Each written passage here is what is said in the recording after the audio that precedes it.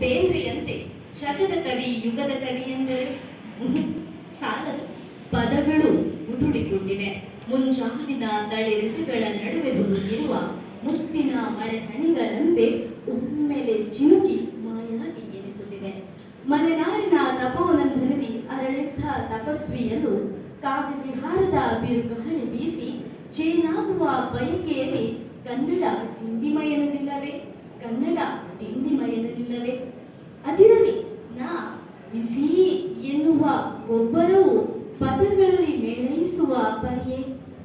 ಗೀಚಿದ ರೇಖೆಗಳು, ಮೂಡಿದ ಸಾಲು ಸಾಲು ಅಕ್ಷರಗಳು, ಬಾನಂಗಳದಿ ಮೂಡಿದ ಮಿಂಚಿನ ಕಂತೆಗಳಂತೆ ಒಮ್ಮೆಲೆ ದಡ ಸೇರಿ ಮುತ್ತಿಕ್ಕುವ ಅಲೆಗಳಂತೆ, ನಭೋಮಂಡಲದಿ ರಾರಾಜಿಸುವ ಸೂರ್ಯಚಂದ್ರಾದಿಗಳಂತೆ ಪದಗಳು ಸಾಲುತ್ತಿಲ್ಲ.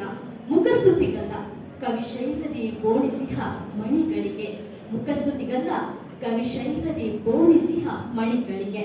ದೃಢಮಾತ್ರದಲ್ಲಿ ಅಂಬರದಾಚಿಯ ಜಗವ ತೆರೆದಿಟ್ಟ ವಿಶ್ವಮಾನವ ಪದದ ಸರದಾರನ ನೆನಪಿನ ದೋಣಿಗೆ ಮುಳುಗಡೆಯಬೇಕೆ? ಅಸಾಧ್ಯ.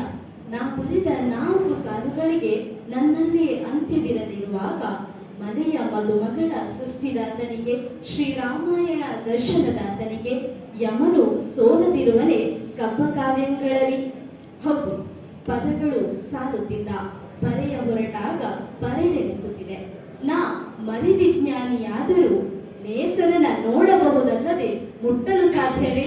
ನೇಸರನ ನೋಡಬಹುದಲ್ಲದೆ ಮುಟ್ಟಲು ಸಾಧ್ಯವೇ? ಧನ್ಯವಾದ.